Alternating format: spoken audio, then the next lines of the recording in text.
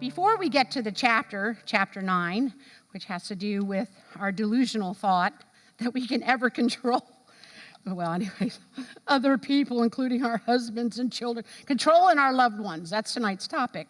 But before we get to it, I have some awards, of course. Every time I get letters and I see more and more of God's girls making very hard choices in very hard places, and I just am so touched. I'm running through my house trying to find another lanyard. Shows all the conferences I've gone to because I had so many of them. Hey! So my first one, I'm giving it to Lindy. And Lindy's walking in something that come get it, if you don't mind, or somebody pass it to her. Lindy is living the Ephraim message right now. And, oh Lord, help her, Jesus. There's a lot of suffering going on in this room that you have no clue about. And sometimes it's so shocking. There was someone I hugged last week. You know when you hug someone, I don't know if this happens to you, I can sometimes feel someone's pain before they open their mouth. And they'll kind of do a little implied truth, but they won't tell you the details. And then you get an email and you're going, that is what I just hugged, that kind of pain. And how grateful I am that God does not waste our suffering. The only time it gets wasted is if we don't come to him in our suffering and we don't count on him to sustain us in our suffering and we don't cry out and wail in front of him. I was crying in front of my computer the other day, bawling when I saw that one of our precious brothers in Jesus, Bill Breland, relocated to heaven. I'm like, and you could just feel everybody's response. All of us were, now we know he's in heaven, his unspeakable gain and our tremendous loss, and we own that together. Those of us who are walking in different types of loss right now. I don't know if Debbie's here. Does Debbie go lightly here? Yay, there you are. I'm sorry. The light, my husband says, don't look up. The light's very bright tonight, so I'm trying not to look up and knock myself out. Thank you. Oh, her story. And God knows. So I'm very proud of how she's trusting God in a very hard place. Another Ephraim girl. Whoa, and almost landed on falling down with you. And is Jackie here? Jackie Elzo, by any chance? She's been trying to find this place. Good luck. She's probably still driving around the parking lot going, Jackie said it was over there. So this is for Jackie. And actually, Jackie's story is on page 49 and 50. And she's just walked through recently the loss. The relocation of her mom to heaven, not the loss. When you know Jesus, you're never lost. We know where you are. And we know in a moment we're going to be there too. So everybody getting all hysterical, hey, chill out. You'll be there in a few seconds because our life's a breath in comparison to eternity. Hey. So now to the chapter 9, the hard chapter. Bravo for those who got their badges. Yay! Yay! Okay. I'm so proud. Listen, there's no greater joy than watching people walk in truth that you know liberates them. And nothing more painful than sharing the truth with people and then watching them think, well, that's for you, not for me. And you're like, oh, I'm in so much pain. And then the controller has to let go. Release people, as a precious friend said, you just kind of have to release people to be stupid if they need to be. And I'm like, no, that's really hard. So for all of us controllers in the room, tonight, some of us are like, I don't know that I'm that controlling. A woman was saying that today, and I almost burst out laughing in front of everybody when she said it.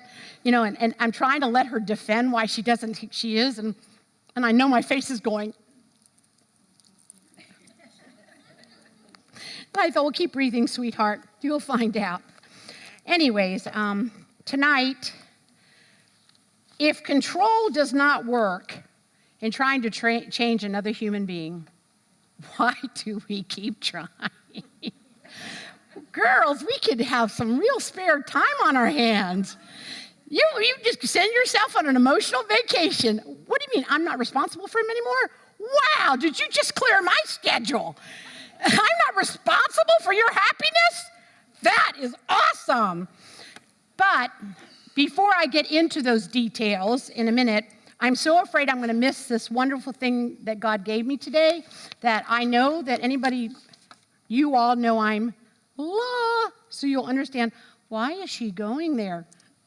But people who don't know me will think, she didn't take her Adderall. But anyways, I'm joking. I don't use Adderall. I did drink a cup of coffee so I can focus.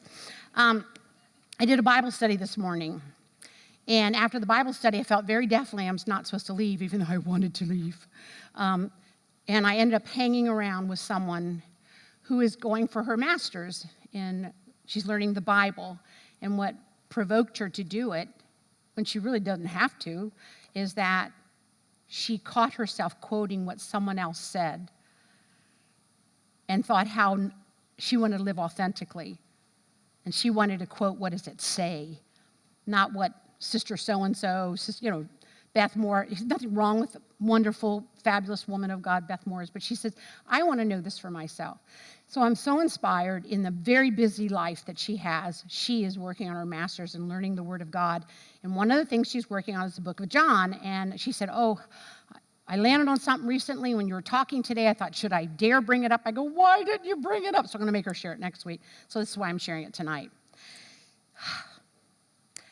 And I know we know that Jesus was a human being, but I constantly think of him as God in the flesh, so I put him in a separate category, which is true. I mean, King of Kings incarnating himself.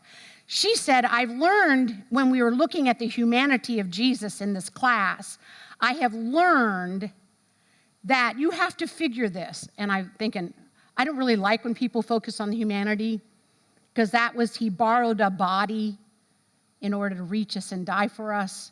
But all his characteristics so exceed a human body. So sometimes when people say, I'm studying his humanity, I'm like, ah. So she said, you know what I learned recently about his humanity? And I'm like, I thought, keep a calm face. No, what did you learn? And she said that by 9 years old, when they were traveling to Jerusalem for their high holy days of celebration, they walked along roads where people were being crucified. And he, being God, knew at 9, he would glance and know that's his future. Hold that thought. He would glance and know that's his future. And that's the same person who said, take no thought for tomorrow. Sufficient today is the evil thereof. Don't go to tomorrow. Don't go where grace is, which I taught you. We went over in chapter 2. Do not go where grace is not. So his whole life in perfection, he had to choose daily to not go where grace is not for him at that moment. In that moment, he cannot go to the cross. He had to stay in the moment, healing, feeding, comforting, giving hope. Grace wins every time. Stay in that moment. And I say that to you. Some of you are facing grave situations in your lives. You cannot go to tomorrow. You stay tonight. Stay in this moment. Let Papa encourage you. Stay put.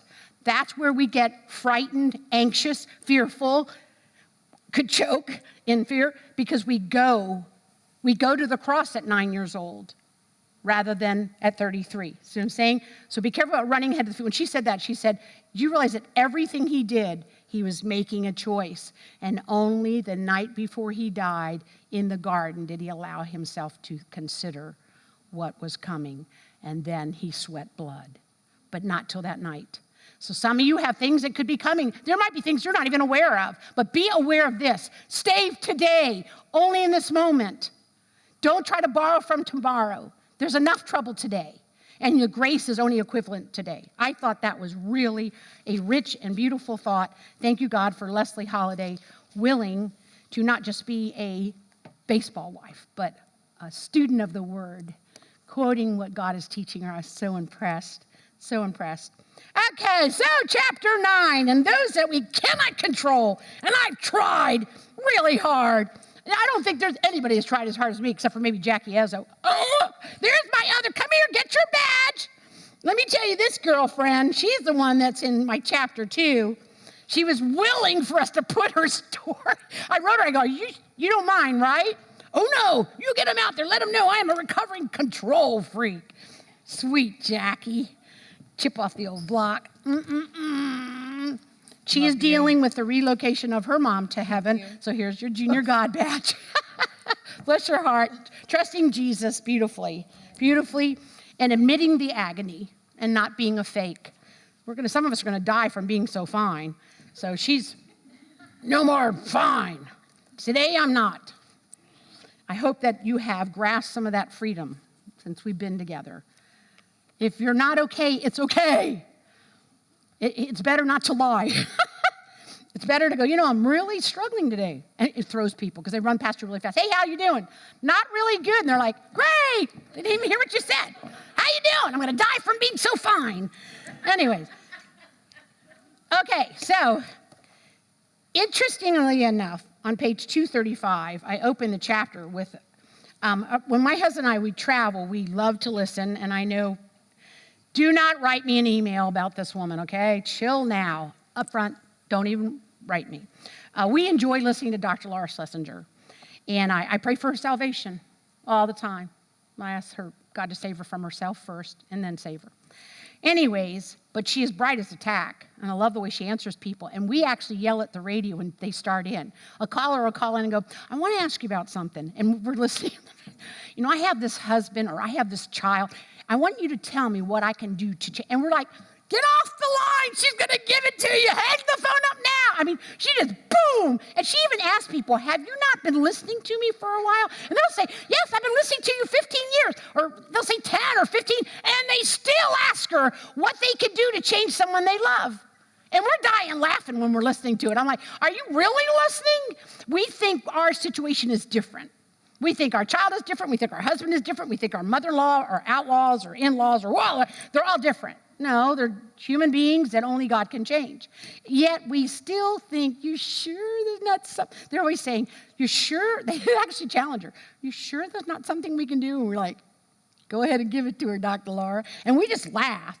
And all I can think is, why do people who listen to her dare ask that question? And Ken and I have decided that 80% of the call-ins are people looking for hope, that their little scheme that they want to process with her about how to change this troubled child or troubled spouse or maybe a troubled parent, whatever it is, what do you think? And they'll lay it out there and we're dying. She didn't just go, oh no, I'm sorry, sweetheart. She never says sweetheart. She's like, boom, boom, boom. And you can tell why I like her. I like people who tell the truth like that because you don't help people by not telling them the truth. So anyways, there is nothing you can do to control and change another person. You can only make good choices for yourself.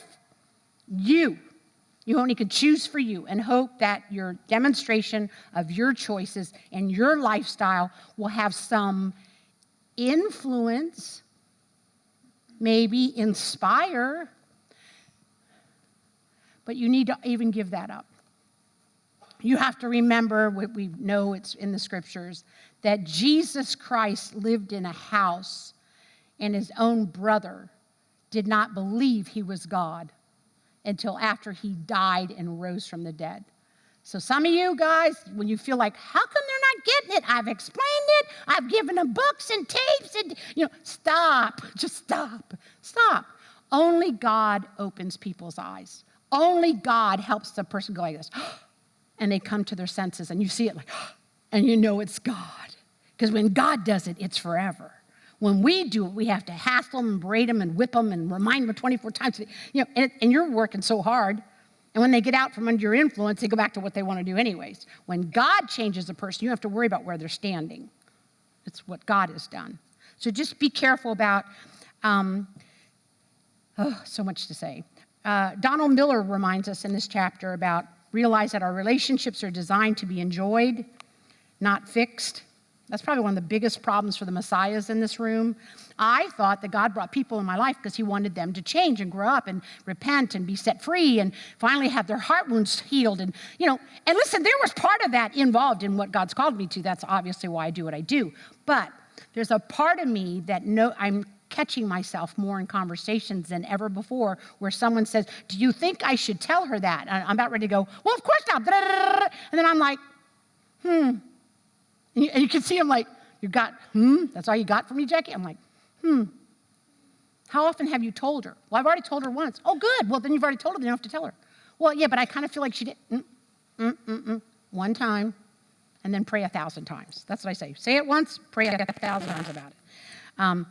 Anyways, in this chapter, I talk about human beings being unfinished masterpieces.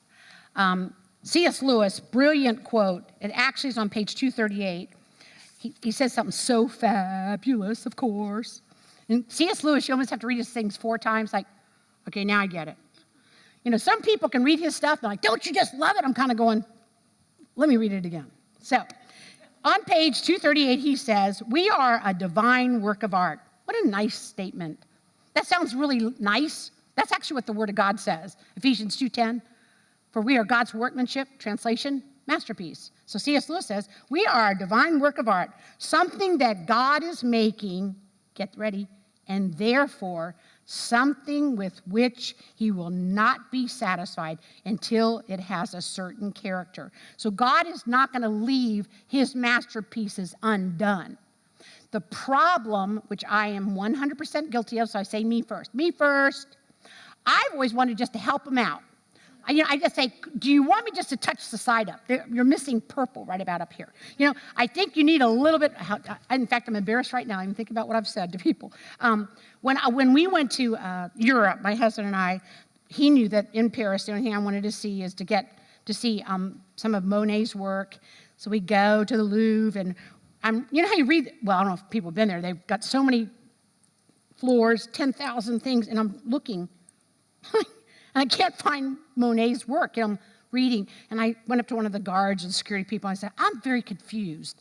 This big brochure doesn't show where Monet, blah, blah, blah, is. And he goes, oh, those aren't here anymore. I'm like, okay, I paid all this money to get, but there's a lot of lovely things there, and I'm very grateful I went. I go, but where is it? He goes, it's at the Orsay. You have to go down. So I have to pay again, go to another place. So we're literally running down the street. Of course, we ate first at the Louvre with the students, because the cheapest meal in all of Paris is to eat with the students at lunchtime. During the day, very good. We had been warned. Eat only at lunch in Paris. So we went to lunch there. So we're running down to the Orsay, and their brochure says second floor. I mean, very specific. I'm like, come on! My poor husband's like, what about that? Come on, I've got to see my niece with lily pads. And I come flying around the corner, and here is the what?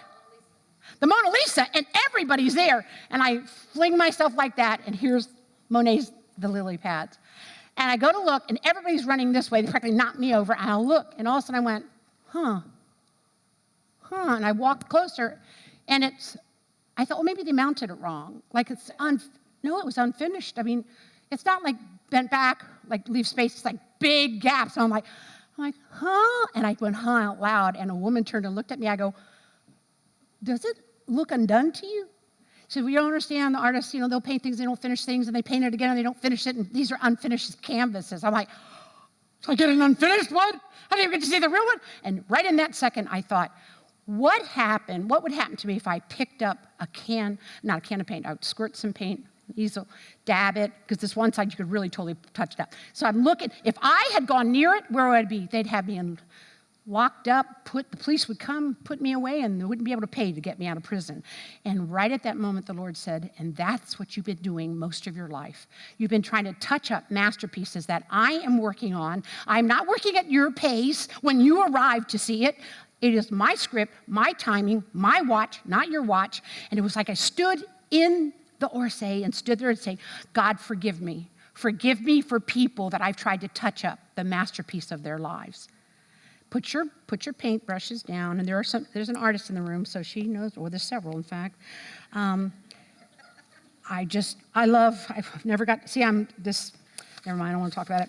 I have a problem, and I have spent too much time trying to finish the unfinished edges. Let's touch it up, let's get it finished. They go, it is finished. No, it's not. I want that edge covered. But what the Lord showed me is I do that to my children. I did that to my husband. I did that to some of my friends, and now it's kind of like, you see something? Oh, Papa will be by in a little while, and he'll bring that purple. Right there, little purple.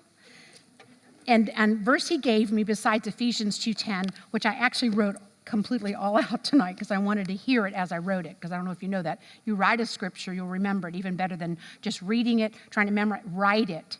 Sensory, see, write, use another sense. Now, we are God's workmanship, praise his name, but I was reading something tonight. People quote this verse all the time, and literally I want to just jump up and start screaming when they do it. You're like, I hope I'm never sitting by you when you do that, Jackie. But anyways, we all know it, Romans 8:28. That's one of the few verses people have memorized in the book of Romans, which is kind of sad because there's piles in that book that are so fabulous, but everybody always knows, and we know that, and people say this to me all the time, oh, well, we know all things work together for good. I go, and they stop right there. You know that all things work together good to them that love God. Keep reading. Okay, the masterpiece that God is working on, he has an intention and he has a goal. He actually has a picture he's looking at. Because in art, there's a picture either in your mind or a picture that someone has taken. You've seen something. I have some art in my house, and the artist actually gave us the original picture and then how she saw it. It was just brilliant. And it dawned on me that God has a picture for you and your life. And the rest of the verse says, for we know that all things work together for the good of those who love God. That's an interesting thing to ponder. Do you really love him? Even when things don't go as you wish they do, or when he doesn't do what you know he can do? Those who love God, those who are called according to his purpose. People quote that verse and they never quote 29, which is the rest of the painting, which is even beyond even the canvas. It's past the edges. For those he foreknew, he also predestined to be conformed to the image of his Son. So when it says God works all things together for good, for us to be more like Jesus. So when you're saying, how can this be good? The master artist is making you more like Jesus through this challenge that you're facing right now. Not by rescuing you from the challenge. It is by sustaining you in the challenge. Think about that. So as his workmanship, like when you're looking at someone you love and you majorly see what needs to change. First, that's that supervising thing. It's none of our business that what God starts. The start is the promise of the finish. But he's committed.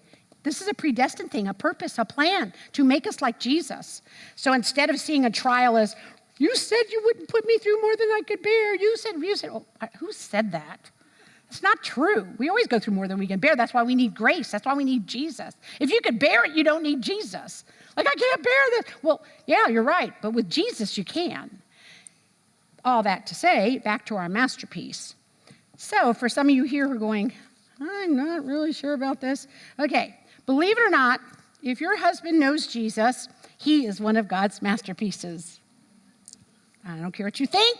He is one of God's masterpieces. You may have a child that you wonder if they're one of God's masterpieces. It's interesting. I've noticed along the way on my journey with Jesus how women sometimes use what doesn't exist in their husband's life as an excuse to not be what God wants her to be. Like that you cease being God's masterpiece because you're focused on what God has not finished in your husband. I've watched several women waste so much of their life waiting for their husband to become a Monet or whatever your favorites are, waiting for that. Rather than right now, in this moment, when Papa's brushes are still wet, that you can appreciate the progress, be grateful for what God is doing, and give the man in your life, those who have a man, hang on, chill with me, the respect. See, we want to wait till they're a finished masterpiece. Then we'll show them the love and the respect and honor and be in awe of. You're like, well, yeah, I'll respect him when he earns it. I've heard people say that. I'm like, well, that ain't never going to happen, so chill out. Abigail, I have her covered in this chapter. I've been wanting to put Abigail in a book from the minute I began writing. And when I realized in this chapter she would fit beautifully, Abigail, based on 1 Samuel 25. And the first time God gave it to me, it was at 4 o'clock in the morning. A friend of mine called me with terrible, terrible, terrible, terrible news about her husband. And one of those nights where I can't sleep and I'm trying to sleep, so I just get up. I don't like to waste insomnia. Just got to give you a warning in the future. You can't sleep? Get up. Papa has scripts and things that he would show you. Some of you are like, I am not getting up. I will lay here for 4 hours not sleeping before I get up. Okay. I get up. My mentor taught me that. You wake up, get up. And when God's done, I'm like, can I go back? Yep, you go now. I'm going to go back to sleep. She's around 3:30, get woken up. All right, but all that to say, in the middle of the night, God led me to 1 Samuel 25, and I'm reading about a woman who was married to a full-on fool. People say, oh, that was not very nice. It says in Hebrew, his name is Nabal, and he is as his name, which means fool. And what God showed me that night, here was a woman who did what was right, even though she was married to a fool. And I wrote a message called How to Be a Spirit-Controlled Woman, Even When Married to a Fool. And she has always been my hero. When I know women are in difficult marriages, I always say, hey, girl, you want to impact your marriage? Be an Abigail. Live what she was in her courage to do what is right, even though her husband would not have thought she was being wise, but God did. And I want God's opinion more than I want anybody's husband, parent. I want God's. And so for some of you who have friends who have what I call challenging marriages, I always say, read 1 Samuel 25, be an Abigail. There's a woman, when I heard her speak many, many years ago, everybody's going, you're going to love her when she comes up. She's unbelievable. So this woman gets up, she's talking and just talking about marriage and honoring your husband and just being keeper of the home and loving Jesus, winning your neighbors to Christ. And I'm just watching her. I'm like, wow. There's another one in South Florida on fire for Christ, and she's just so awesome. I'm watching her, and I go out to lunch with someone afterwards, and I thought, boy, was she amazing. And she says, and the woman says, what's more amazing? That woman that was talking is not married to a Christian, and her husband's horrible. I thought, that beautiful? That what? And God used her. She just relocated to heaven. And I saw something about her, all the people writing, and I thought, yeah, because everybody was in awe that she did not use her husband as an excuse to not be all that God had dreamed for her. And in his last week of life, somebody went to see him when she was out, probably somewhere sharing, wherever she was, and led him to Jesus. The last week before he relocated from this world to the next. And I thought, God didn't let him come to Christ earlier in her marriage, but it never stopped. She never wavered. You could say her name and everybody goes, oh, don't you just love her? And I think, how amazing. She was a modern day Abigail. She did what God wanted. And even the men, her husband's servants who knew what an idiot she was married to, they knew it. They even said, you know how your husband is. And she'd go like, don't you talk disrespectful towards your master? She says, what do you need? What do we need? And they said, well, you better move quickly because this, and that. And here's a woman who could listen to people who were, in a sense, subservient to her. She listened, open, teachable, glorious. That shows pure wisdom. And boy, she moved, did what was right. Fabulous, fabulous, fabulous. Saved all those lives, did what was right. So I just challenge anybody in here, if you have a friend who has a very, quote, challenging husband who needs to be in God's New Creature program. Some of you have husbands that know Jesus, but you would try to have, really? But you just have to release them to God's New Creature program. And I pray this for certain people in my life. And some of you might think this is mean, but it is biblical. So I found it in the Word. I'm like, that's what I'm praying. Psalm 23:4. Psalm 23:4. And this is for every loved one you have. Siblings, second cousin. You could pray this for everybody. It's so wonderful. In the Lord is my shepherd, I shall not want. He maketh me lie down in green pastures. He leadeth me beside the still waters. La, la, la. I love how they read that at funerals. That is for our life now. This is now, the nasty now. But it says, his rod and his staff, they comfort me. You know what's interesting about that word? Staff, lovely. Tap, tap, follow the shepherd. Tap, tap, follow the shepherd.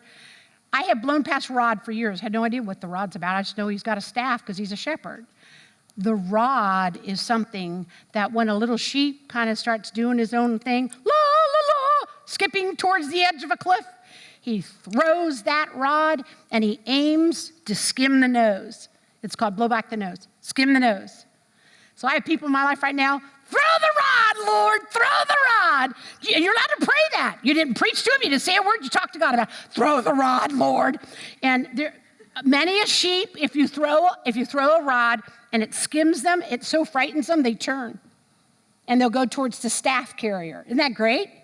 Now some, you throw the rod, they're still heading for the cliff. So what does a good shepherd do? He throws the rod this time and it hit them. And, hit them in a leg or their little. So anyways, and so jars them, then they start scampering for comfort towards the one with the staff. So there's some people in our life we need to pray that God will throw the rod.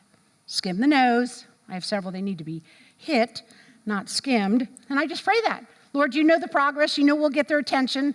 Blessing of misery, Hosea 5:15. I've prayed that over people. I don't know if have you prayed that? That's a biblical principle. Hosea 5:15. You guys think that? I'm not making this up. It is in the Word of God. It says, in fact, God says that He's going to send great adversity, and He says, I will turn, and I'll go back to where I belong, and I'm going to wait that in your misery you will finally diligently seek me. And I read that one day, and I said, the blessing of misery. So instead of trying to rescue everybody all the time from the misery, pray that they'll grow up through it. Good tutorial. Great chance to grow.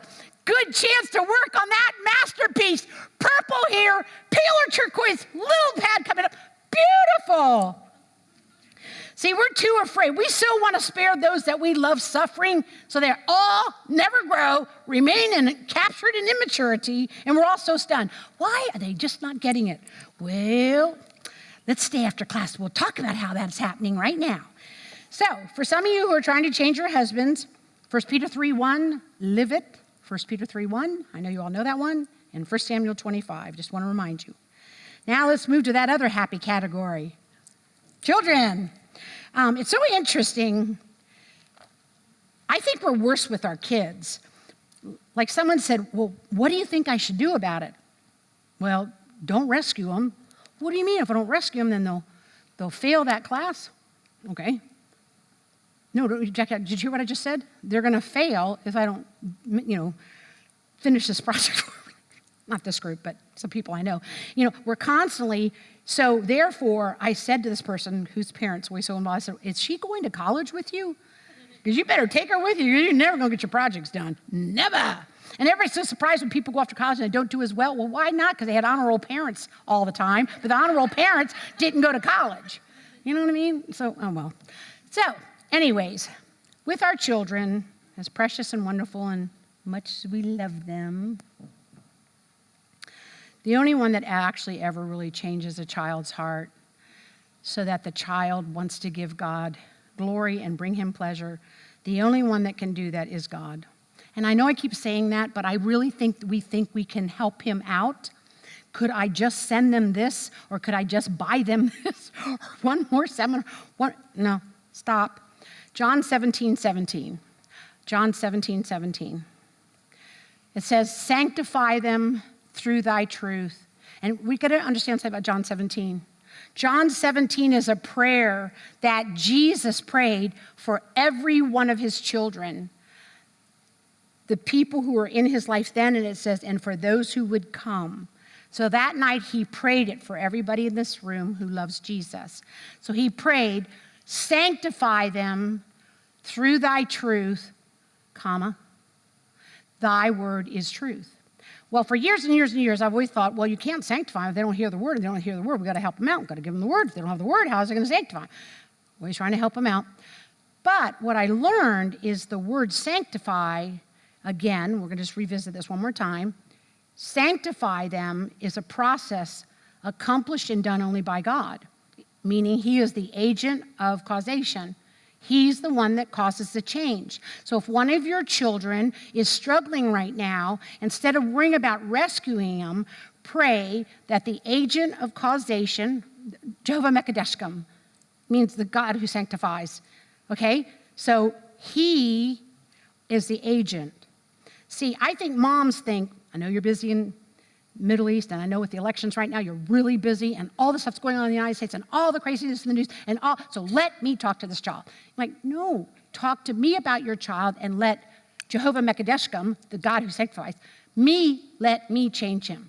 Well, you just haven't done it fast. I'm like, it is almost 7:15. We have this timetable of how God will work and when he'll work and when he will finish his masterpieces. We're like tapping. It's God's authority, God's command. He sanctifies, he changes. The worst way to get in the way of what God's trying to do is when your child is struggling, especially when they're struggling because they are trying to do their own thing and they struggle, and then you start trying to run interference rather than allow the struggle to be an instructor. See, our children can grow up if we stop interfering in the struggles. It's like sending, care packages to the prodigal. I know you ran out of money, and I know you're thinking about eating what's in the pig pen, so I'm sending you FedEx. It'll be there tomorrow. Those protein bars you love, it'll be there. I promise you. We're always sending those shipments. And the irony is we block the consequence of their choice, so therefore they never learn. So guess what they do? They do it again. Every time a parent blocks a consequence that a child has made, then you can count on them repeating it. But if you stay back, don't touch it, built-in consequence, then they can learn and grow. It's awesome. Some of you are like, I don't want to go that way. Is there not a better way? Well, no. Sorry. Their struggles, it's ironic. You know that you've grown through your struggles. Some of you have grown ticked off at God, but the rest who are trusting him, okay, so if you grew through struggling, do you actually think your child's not going to have to grow the same way? I really believe that we think that they can get a IV hookup instead or something, like some kind of pill or supplement. Is there not a supplement program we get these kids on? I think we're doing that. We think that they can actually learn the deeper things of God that we have learned through what we have gone through, but not have to suffer. My sister-in-law said to me one time, she said, Jackie, be very careful. You are trying to make a world so perfect for your kids. This is way before she was married, God never blessed her with her own children, but she would say, just be careful because they will have to learn, the things that are substantially significant that you've learned. They're going to have to learn it, and they're not going to get it by taking a course or getting a little yellow book, the Cliff Notes, and do it the easy way. No. So you have to prepare your heart in realizing I have to release them to struggle so they can grow. Rather than always cushioning it, running interference, cushioning. That's what America has done. We have so cushioned things, and we've so made sure, happy. That's why people are on drugs so much, because they can't bear sad. Nobody can handle sad. Really. Ugh. So, and it all begins with, like the book says, the original drug dealer, which are the moms. Okay, we're called to love our children, love them, and you're like, well, I'm just loving them. No, you're being a helicopter parent. But what's interesting is, especially with adult children, I'm going to switch to adult children right this minute. I love all the moms in here, but if you have a child that's over 18, some of you are going, it doesn't matter if she's 18. She's not an adult yet. And see, that's what mothers do. They won't even release the child to grow because they're just feel they're not ready. Well, as long as you're hovering, they'll never know that they can live trusting God and that God can be enough.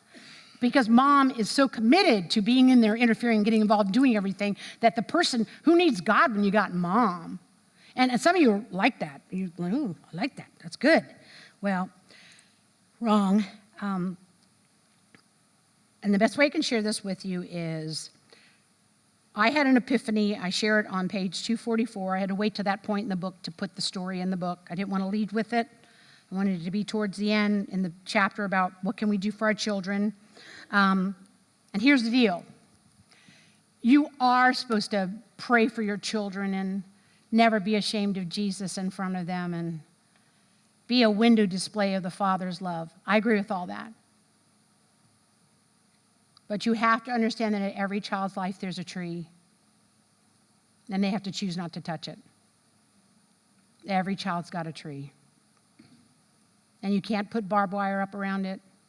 You can, if they look at you and you shoot them a look and they're like, what's wrong? I'm like, oh, I'm just a little nervous. Let them ask you. Don't you tell. You can be concerned. You can pray. And if you're very concerned, you need to pray a lot. And the older your children, you really need to be praying because you have some very definite ideas and they're not going to be listening. Sorry, you're wonderful, but sorry. And it's amazing to me when parents are very disappointed when their children haven't listened to them. I'm like, your kids are grown-ups. I know, but look how I've lived and the good choices my husband and I have made and all the things. That's great. Bravo. But how did I get here? By the things I suffered, the mistakes I made and grow. So they have to, this is their own tutorial. You can't give them yours. Well, for a long time, Ken and I, because of our backgrounds, we were so committed to raising kids. And those of you who know me, I was psycho. I wanted my children to love God more than hanging on earth. I have no desire. I could care less. There are people who want things for their children. When I hear it, I go like this. So, I don't say that, but my whole body's going, so. I have deep in my soul, if you crawled inside of me and looked from the backside in the dark and listened to my true thoughts, all I've ever wanted is for my children to love God more than anything in the universe, including their mom and their dad and their spouses and their children. I wanted that God would be supreme, that God would be supreme. And I cruised through parenting with that.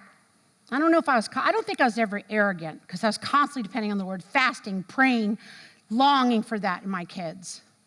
And then the Lord allowed some circumstances to blow into our life that blew through the soul of one of my children. I didn't catch it because it was blowing through my soul too. I was in agony also. I was not able to pay attention at some point. So our boy went into such a struggle. He went from winning most inspirational spiritual at King's Academy to, whoa, where'd he go? How'd this happen? Well, I'm speaking in Houston, Texas, I'll never forget it, and I was talking to singles, and I was talking about how God teaches us through things that are hard, teaches us through shattered dreams. And I said, I'm facing a shattered dream in my own life right now. One of my kids are struggling, and I keep begging God to comfort, heal, and restore. It's not happening, and it's very hard. So I say that, I'm with like 2,000 singles. Who should care what I just said? Well, afterwards, their leader, young little girl, Jody Hatt, I'll never forget her.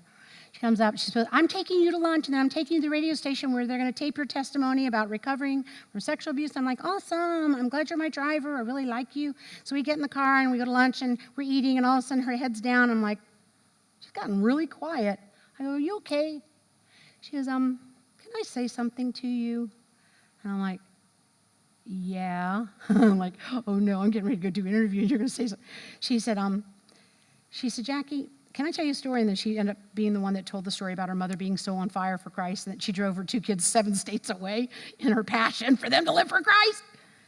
And she's talking, and I'm just big old tears. And she looked at me and she says, Mrs. Kendall, I need to tell you something about yourself and about your son. What he's going through has nothing to do with you.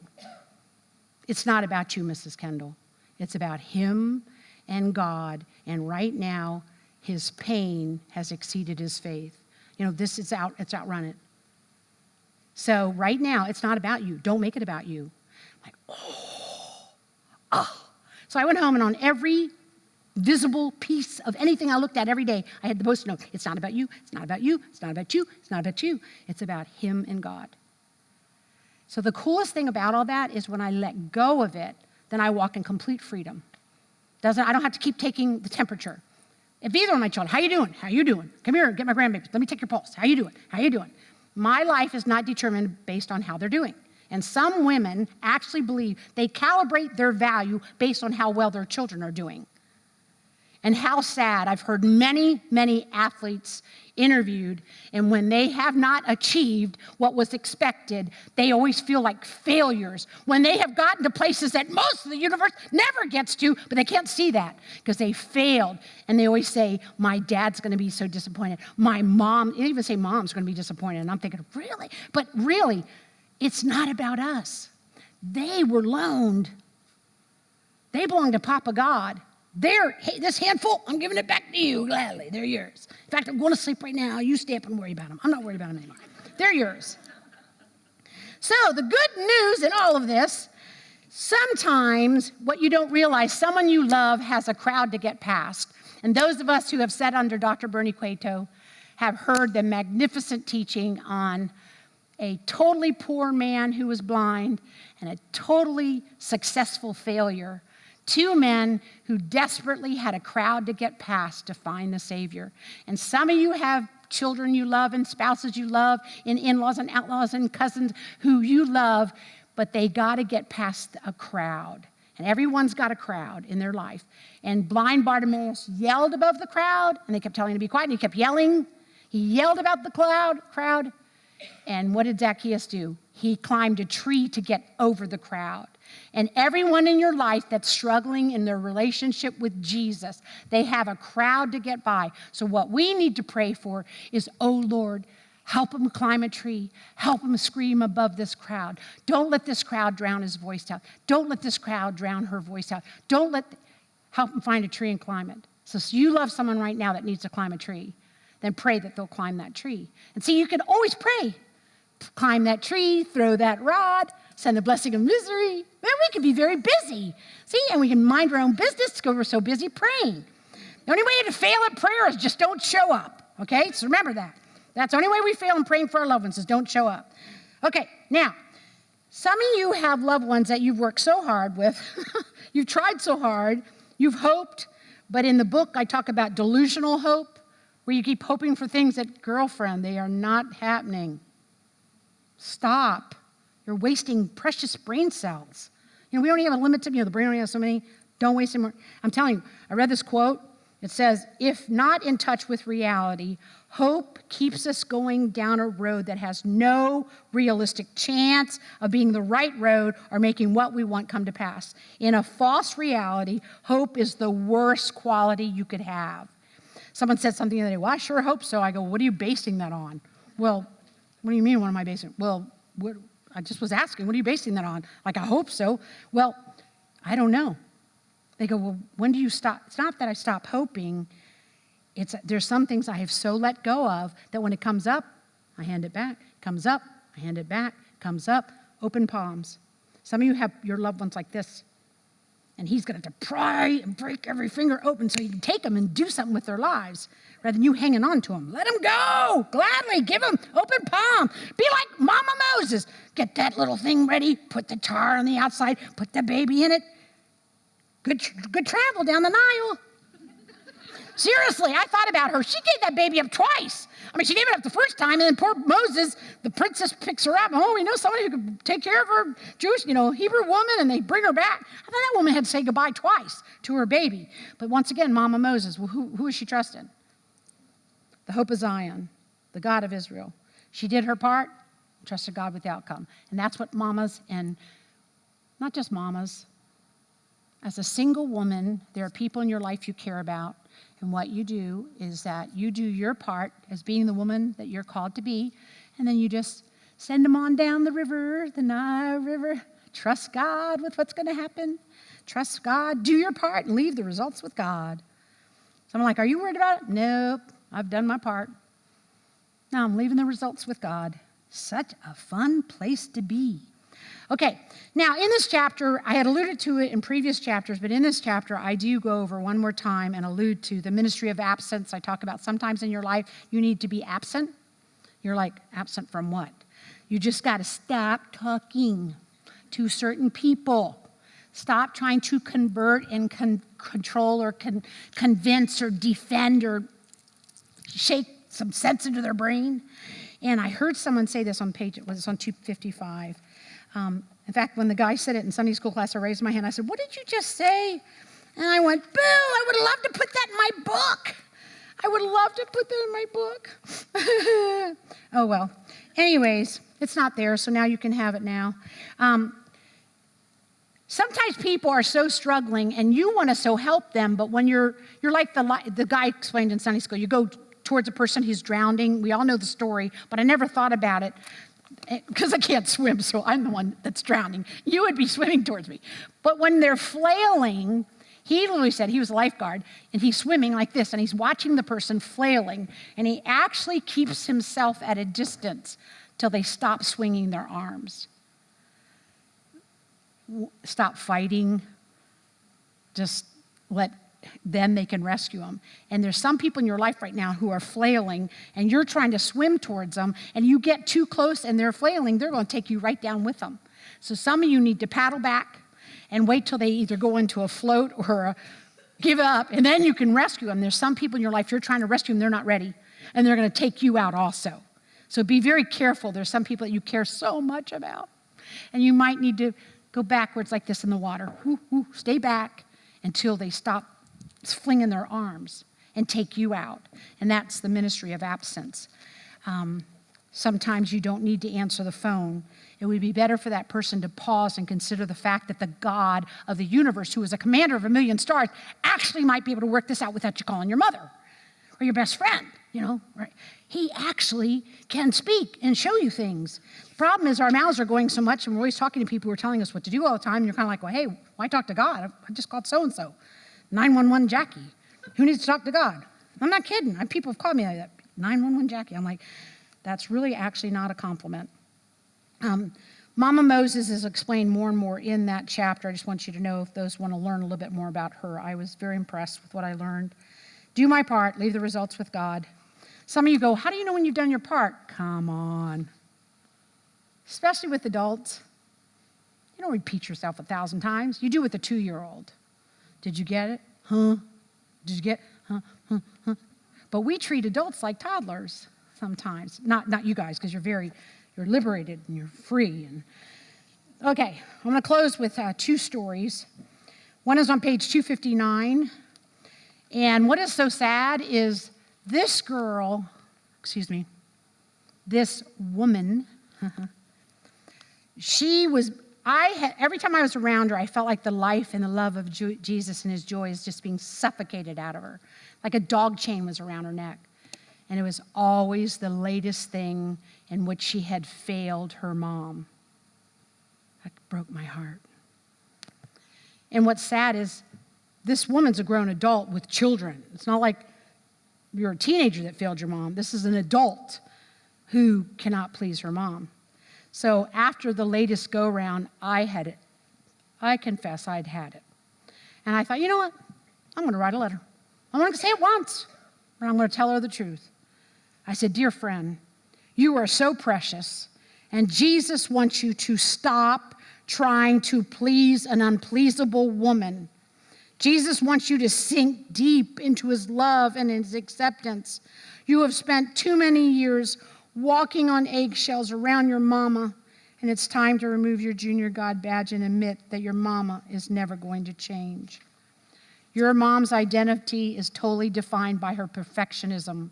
Your mama has not only suffocated you, but now her grandkids. I won't read any further lest I run off at the mouth at what this person has done. But what is amazing, though, is this woman that I'm reading, whose mother had suffocated her and her children, is a well-respected in her church, in her community, and is totally unaware of the impact she's had on her own kids. And I'm telling you, when I first learned this, I remember crying so hard that I don't want to be the mom that my kids feel they can never measure up to. I don't want to be the mom that sets in such an impossible standard that there's nothing inevitability for my kids but failure. How pathetic, how sad, how scary to think that we would ever communicate to our children that failure is fatal. No, with God's grace, failure is never fatal. He is the great recycler. He brings such good out of evil. He is brilliant at it. The mess is when we're trying to bring good out of evil. Then we get messed up and they're messed up and we're a big mess. We're all going down together. The flailing and the lifeguard all drowning together. That's what happens. We have to be careful. So I write this woman, let go of your parents' opinion and begin to bask in the reality that Jesus is crazy about you. And he proved it with the highest price. So that's mama drama.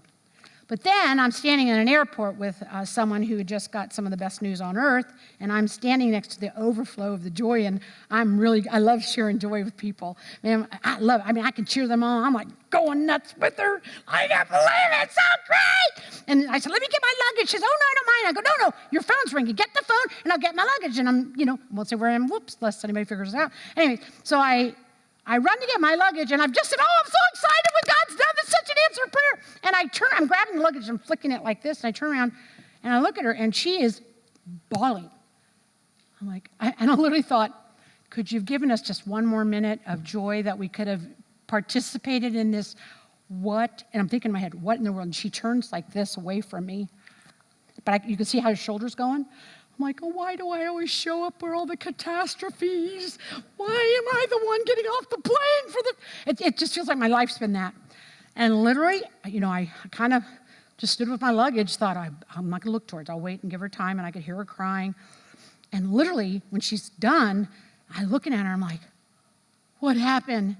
She's, oh... And she hesitated, and I thought, oh, no, is it so bad? She didn't tell me, like, that's right, we can just go to your house. She said, no, it was my mom. Now, I don't know her mom well, and I just know her and her wonderful testimony. And I said, what do you mean? And she said, well, I was just giving her a little snippet of the amazing thing that has just happened. And she sent such a sarcastic barb that shot through my soul, and I feel like I'm bleeding. And I looked at her, and this is not a young person. And I remember looking, making me think of this other friend. Look how much of our life we have wasted allowing our heart to reflect the opinion of someone who's finite, imperfect, sinful, rather than the sinless, priceless Lamb of God who says that I am your righteousness. I'm getting a wedding gown ready for you. You are coming to a bridal feast unmatched. I'm going to blow a trumpet, and we're going to say, we're out of here, gang. That's how he'll do it someday, 1 Thessalonians 4:16. Let that be what determines your value. Now, some of you can't imagine that. You can't even imagine a parent being critical. You can't imagine not measuring up. You've had nothing but affirmation. Well, bravo, that's awesome. But for the rest of us, let me tell you a little something. God's opinion is the only one that really matters. Because in the end, as this baseball wife said to me today, do you think people grasp the fact that in the end they stand alone in front of God? They don't stand with their spouse and their kids and their great aunt, everybody giving testimonies about your life. No, it's you answering for what you did with your limited day pass. How did you use your time on earth? Did you let me finish the masterpiece? I kind of wonder sometimes if you could almost see the little bit of the canvas going, no, no, no. I don't want you finishing. No, he is committed to finishing what he started. The start is the promise of the finish. So someone you love, when you look at them and go like this, put your brushes down, Jackie, walk away, pray. Don't try to pray and paint, just pray. They are God's masterpiece, not yours. They are not your script. They're not your day job. They are not your problem. They are not your assignment. And see, when you're a mom, you think everybody's problem is your problem. Of course it's your problem. No. You know what's so sad? Our friends will tell us something terrible, and you go like this, wow, rather than like, wow. I can't wait to see what God's going to bring out of this. I can't wait to see what he's going to teach us. That should have been the foundational training of your Christian life. That should have been the first thing you can remember of your life, is that someone said to you, it doesn't matter what comes. Look forward to what you're going to learn through the tutorial, rather than, how could God let this happen to me? I really love him. Is this how he treats people that love him? No. Can't wait to see what I'm going to learn. Sign me up. Get my composition pad out. I want to get a prize. I want to go to the treasure box. No, seriously, I want to make it. And you don't make it to the treasure box. You don't get to go. They don't go, Jackie, come on up now, sweetheart. You get to go to the treasure box. It's only those of us who trust him in those scary moments that leave everybody else going, and you're like, it's not feeling really good right now, but I can't wait to see what God will bring out of this. What he will do in it and bring out of it. That's the kind of hope you're allowed to have. That's the kind of comfort. And I'm closing with Trent Dilford. He he was part of a testimony of this film that was circulated in churches across America on Super Bowl Sunday, which most of us, who cares Super Bowl Sunday, but those who did care. Anyways, these were circulated in churches, and they played this film, and I saw in the clip that it was going to be his testimony. I'm like, whoa. I thought, is he going to talk about his son? Of course. So at the end, he's talking about watching his son die in front of him. Everybody's, it was 40 long days. Then they had to, it's over. And he said, when I realized that this is it, and he's bawling saying this big old football player, bawling, crying, tears, not bawling, this women do. He had tears, okay. He's a football player. Anyways, he said, I have friends that said, how could you continue to trust Jesus and love Jesus when your only boy, 5-year-old, goes to Disney World and contracts a virus that went straight to his heart? And he died, and God's blessed him with little girls, but this is his only son. So anyways, in that moment, the players are like, how could you continue to trust a God that did that? How could you trust, how can you even say Jesus when Jesus let this happen? And he said, you could see him pause on tape, and he goes, and that's the miracle of Jesus, because it swept over me, peace and hope, and I thought, wow, God gave his only son. Mine was taken by a random virus that he can, but the point was, he said, Jesus sustained me, which made me realize that's what sets Jesus apart from anyone else in the universe, is that he can sustain a man's love for him when he takes his child. I was so blown away. I thought, oh, Jesus, I want to trust you like him, because I know this guy, and I know what he's been through, and I heard about his story before I ever met him. And when I was watching it on film the other night, I was just like, wow. And it said underneath the film, 10,000 people committed their life to Christ after hearing this. I'm like, now you were saying, I'd rather have my child back. I don't want 10,000 people coming to Christ. But hey, he said, Jesus has convinced me he is still one I can trust, even in the face of such great loss. I would pray that we would trust Jesus like that. Father, right now, I praise you and thank you for the boldness in certain people's lives to trust you. Even in the dark night of the soul, in the breathless, unfathomable agony of betrayal, loss, death, humiliation, rejection, tremendous unfairness that's been permitted in our lives. Oh God, there's so many things so many women in this room have faced. Oh God, so much where they have actually had to walk through the valley of death. Oh God, help us not to fear, but know deep in our soul, no matter how scary it seems, you are with us and you are enough. I pray we'll let you be enough. In the days ahead, that we'll let you be enough. Forgive me, Papa, when I have doubted, when you have proven yourself time and time again. I pray every woman in this room can tangibly think of something that you have clearly done for her and remember that in the darkness when she begins to doubt. Help her to remember what you taught her through previous trials, previous suffering. And Lord, I pray for anyone in this room who is terrified about suffering. I pray that you will whisper hope into her soul, that fear more that you don't trust me in your suffering. Don't fear suffering. Thank you, Jesus, that you can sustain us in things that are unimaginable. That makes you Jesus. How we love you. In Jesus' name, amen.